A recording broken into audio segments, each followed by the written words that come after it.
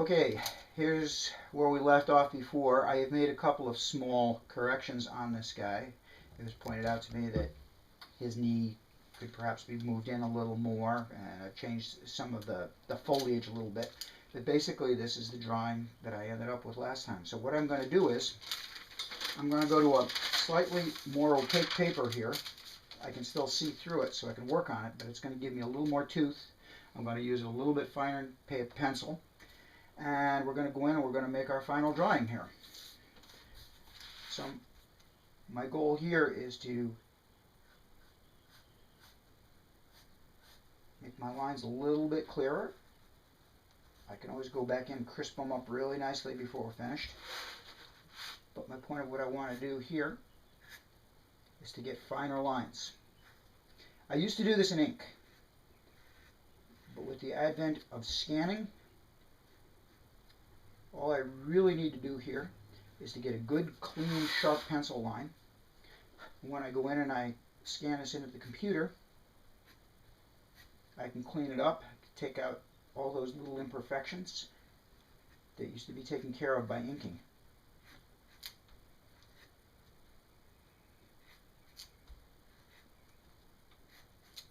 It's really important you're thinking constantly when you're working. You'll note I'm making little alterations as I go along. I'm thinking in terms of final drawing. This is not a sketch anymore. This is my final drawing. I'm going to turn the paper as I work. Whenever I have to do a convex, concave kind of line, I go with the natural sweep of my hand, the natural sweep of my fingers.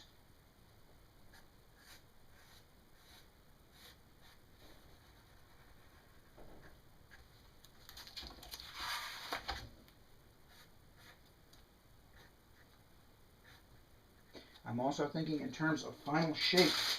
I'm going to use a piece of paper here to protect the drawing from the graphite that is going to accumulate naturally on my fingers.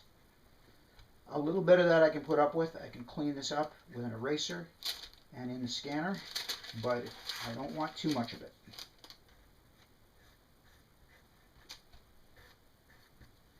Very important, I don't get bogged down in little areas. I keep moving. I keep going from one area of the drawing to another because I don't want to find myself nerding into some little corner of this drawing and finding myself caught up in it forever. What's really important is that I keep the drawing moving. I'm always thinking in terms of the overall drawing, the overall shape, the overall sweep of things. If something is not exactly right, I will go back and I will fix it. But I can't allow myself to stop and become obsessed with, say, an eye, a foot, anything like that.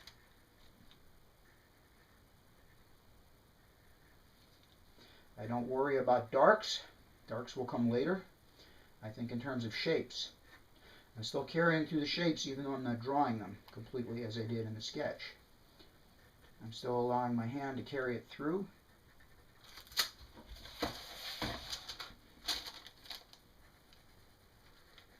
Think in terms of large sweeping curves, big shapes.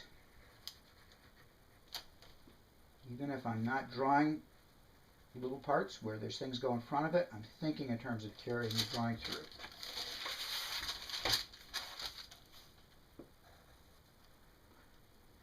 A little bit of a twitch to that eyebrow.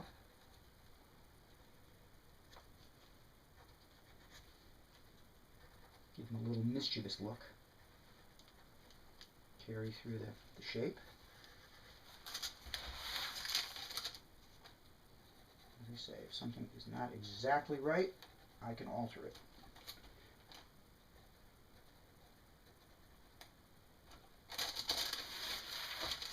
Even at the stage of a final drawing, you're going from big first to small and detailed later. Always thinking, can you correct something? Can you make something better?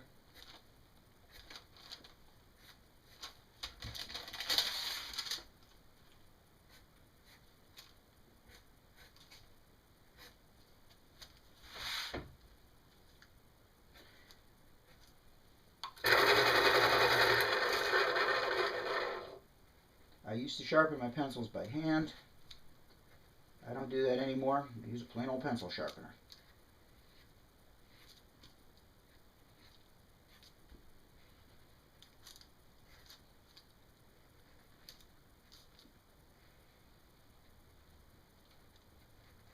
Again,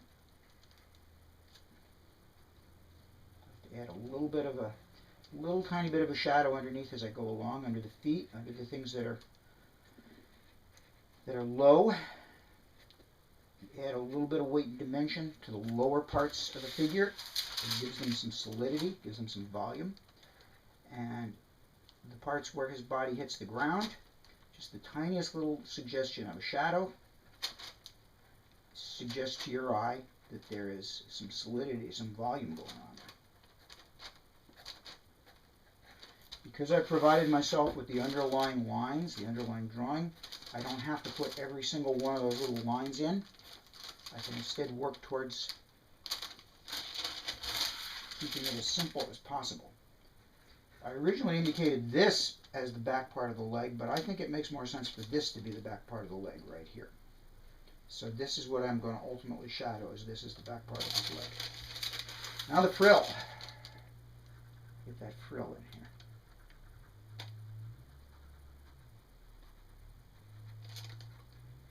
I'm going to go for a continuous line for the moment because I want it to look like a kind of a ripple. I will go back in and I will try to make that line a little more variegated. Doesn't have to be perfect. This is, after all, a kind of a spontaneous looking cartoony drawing.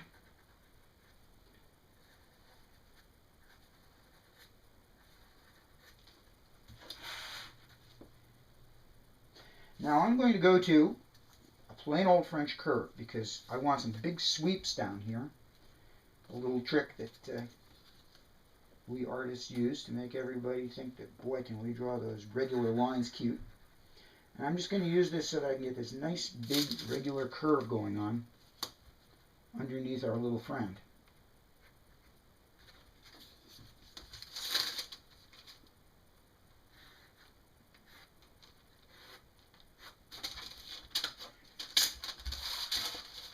Just a time-saving device. It's that simple. Go back in and clean up this foot a little bit. Again, see, little tiniest, subtlest indication of a little bit of a shadow underneath his feet. Your brain won't register it as, oh, that's a shadow, but it will register, his feet are touching the ground. All these little tricks.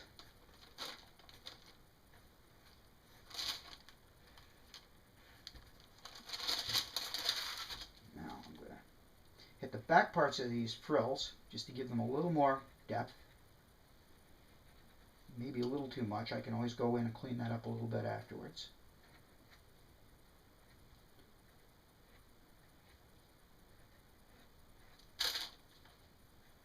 I'm always thinking in terms of the overall figure. I'm always thinking in terms of how one thing is going to relate to another. And I'm always thinking in terms of if there's some little detail I am not happy about, I'm not going to worry about it. I'm going to go back and fix it after the entire drawing has been completed.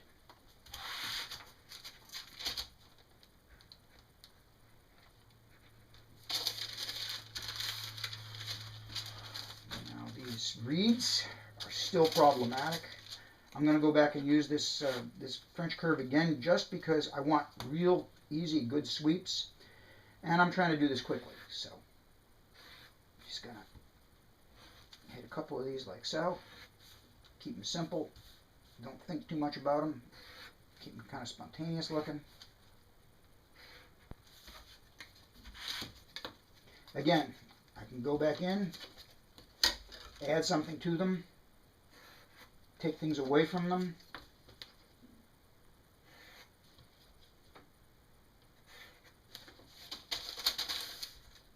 Constantly moving, constantly thinking.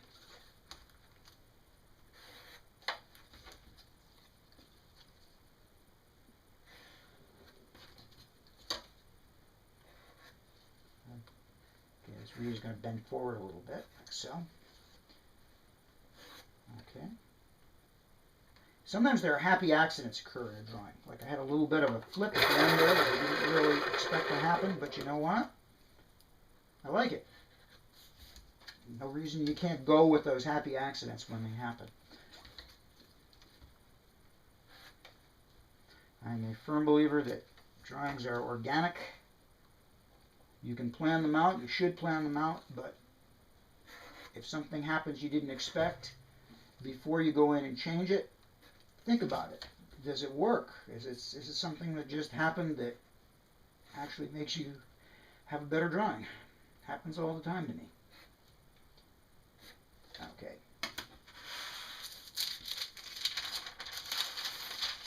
I'm still going to have to add some more to this. I'm going to have to crisp it up a little more. I'm going to go in and clean it up with an eraser. And ultimately, when I scan this and put it in the computer, I may clean up a little bit around there, but there we go. We have pretty much the basis for our complete drawing.